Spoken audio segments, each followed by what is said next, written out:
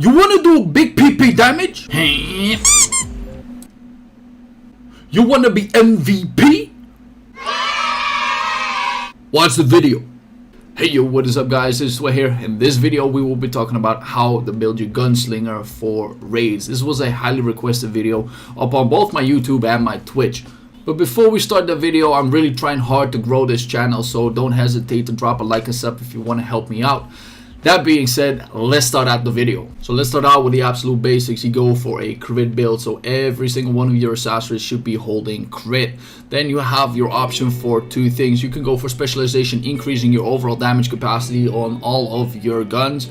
However, I would rather take swiftness for a very reason, because it lowers the cooldown of all of your skills, which increases both your mobility onto your skills, as well as in longer fights you probably even out on the specialization, and you will get attack and movement speed, which will make sure that you don't get locked into animation, get yourself more movement to get yourself out of hairy situations and learn the game mechanics. This, in my opinion, is probably the best stat to help you learn the game. Then let's talk about the do's and don'ts about engravings. Let's start with the don'ts. Grudge is probably one of the best engravings in the game when it comes to dealing damage. However, this also deals damage to you if you get hit. I wouldn't recommend this to newer players. For a veteran, this might be the best in slot. Curse Doll is the same in that aspect. It has a negative effect which gives you 25% reduction onto your natural recovering abilities, which means your potions will just deteriorate in quality. Master of Ambush is another one that might seem very crazy because of the damage increase. However, this class doesn't do many back attacks.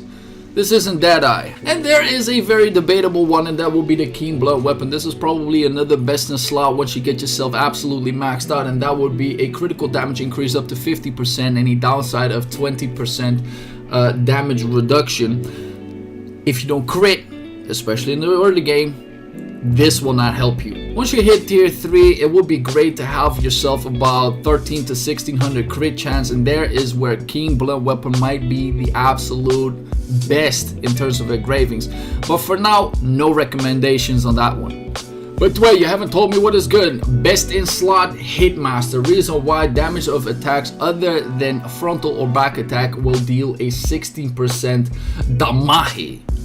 Yes, this is crazy and probably your best in slot because there are no drawbacks. The reason why Hitmaster is very good on your gunsling is the fact that you don't have many skills that do back attacks. Technically, your shotgun has a few back attacks. However, if you use your tripod accordingly, which I will show into the video, it will emphasize on the Hitmaster engraving. Another one that has no drawbacks would be Adrenaline, and this is basically smash your keyboard, get buffs, 6 stacks, and not only will you get attack power increase, you will also on maximum stacks get yourself 15% critical rate. And for those people who are smart, they might be saying, why not combine the Adrenaline with the Keen Blood weapon? Good choice. And then let's talk class engraving. Peacemaker is your best to go with. Somebody asked me, can I do the time to hunt because I get killed in my shotgun stance? Anyway, time to hunt gets overshadowed because you lock yourself out of your shotgun stance, which means that you have less skills to play with. Even if you do get 20% to 35% crit chance increase, it is not worth it. Like, you might want to try this out if you have yourself a Keen Blood weapon, max this one out, combine it with the Keen Blood weapon, and you might be saying, now it works. It is an option. But if you look at the Peacemaker engraving, this is your end game engraving. This one is the best to go with if you look at the current Korean builds. There is a suggestion from my side: just get your Peacemaker onto level 1. Don't go straight away for level 3, even though it is quite easy to get it that way. There isn't much damage increase that comes with it. This way, onto 6 nodes, you can simply say, I have another engraving open. This way, if you got yourself a Hitmaster engraving, you can yank that one on there. But personally, I can take my Adrenaline or even a Keen Blood weapon if I am tier 3 to put on there to maximize all of my stats. And for the smarties among us, they might say, Twelve, why don't you even have a Hitmaster engraving if you are saying it's the best in slot? Guess what? Hitmaster does not apply to my Deathblade. It does not apply to my Striker, which means that in the long term, these engravings, because they are roster bound, will not be used. Therefore, I would not necessarily go for a Hitmaster on my engraving list here. So then we have your stone, and I would definitely take this one into both Adrenaline and Hitmaster because it will increase your overall capacity. But let's say I wouldn't necessarily drop down gold for your tier 2 because your damage might then increase because these will be replaced in the long run. But now let's talk skills, and I got myself a build for you guys that uses the absolute minimum amount of skill points once you reach level 50. I will be adding some other skills to it along the way. Starting off with Spiral Tracker, level 4 onto the second node, and guess what? This will reduce the crit resistance of your enemies, which will make your team members like you. And because the cooldown is relatively low, I just put a rune that reduces the cooldown of all other skills even further. The combo Quick Step, also level 4 node 2, and this will allow you to move to various places wherever you want to go. Now there is a particular reason why I put this rune on there, the attack and movement speed increased by 12%, and that is because it can proc on both of the hits. Somersault is another skill that is super interesting because it allows you to have movement. You don't even have to level this up, but put a rune because of the low cooldown on another cooldown reduction. This will allow you to use your other skills more often. Equilibrium is a skill that I would take to level 4 node 2 because this one has a similar one to Spiral Tracker, but this one doesn't last 6 seconds, it lasts 12 seconds. Unfortunately, these things don't stack if you might think so. Then we got ourselves a Peacemaker, which is excellent mobility, allowing you to get out of hairy situations once again.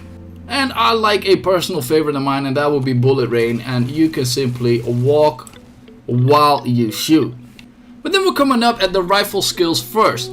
And starting out with a perfect shot, we go for a 1-1-2 build looking like this. Lots of damage, critical chance super high up there because of the precision shot. And since we are going for a critical build anyway, this definitely adds. Then we got ourselves a focus shot, and there are multiple ways on how to build this. We got a 2-3-2 build looking like this. 4 shots, whereas the last one does a ridiculous amount of damage, and this one would be for your hardballers that want to get the most amount of damage. However, if you want a solo content, this isn't a recommendation. If you are a newer player as well, I wouldn't recommend this either. If you would just switch it to a quick finish, it turns into 2 shots. Still does a ridiculous amount of damage, but it will lock you less into an animation. Then you can also go for the enhanced bullet, which is just a singular one shot, which obviously allows you for less lock time as well. And the same could be said for the target down, which can be built on several occasions. For the big PP damage, you go a 1-1 and a 1, looking like this, where you need to manually click this skill. And funny enough, once you then press your movement skill button, you can walk out of the animation, so you're not locked whatsoever. But for a faster build, you can go for a 1-3-2 build, and it looks like this. I really do dig this option because I solo a lot of content, and that way I know that I get all my shots off. And then we're coming up at the shotgun, and there are some priorities here because you can take either the sharpshooter, the shotgun rapid fire, or the dual buckshot, and you can maximize 2 out of 3. I technically take the sharpshooter over a singular reason because this skill does a lot of damage, but I can simply switch my weapon and walk out of it.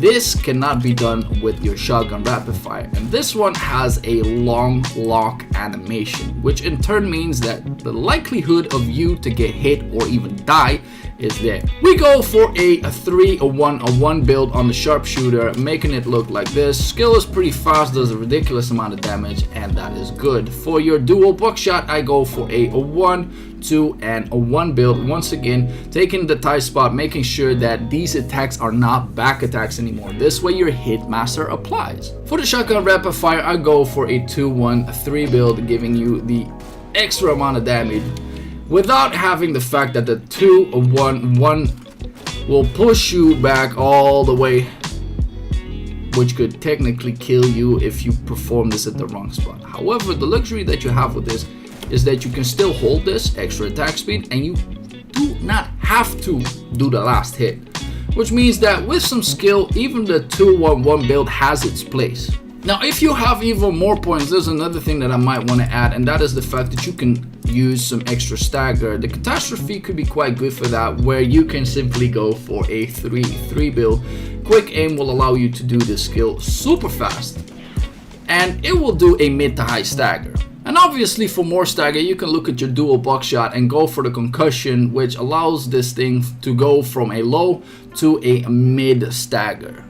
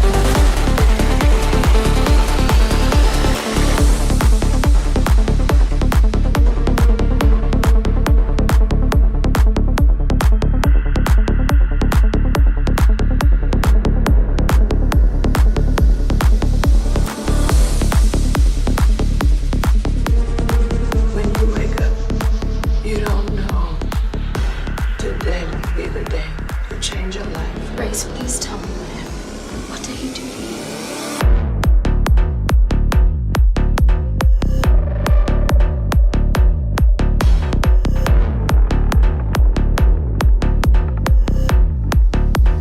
Grace, please tell me what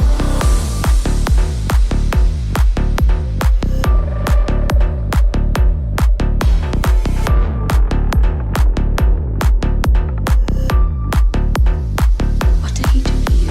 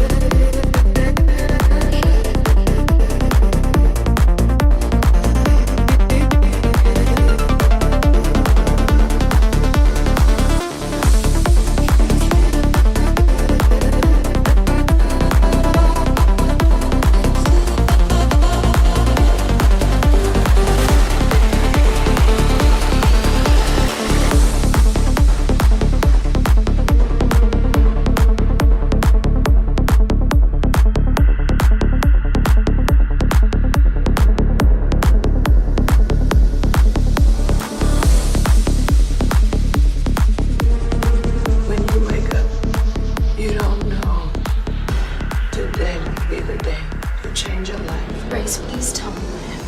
What did he do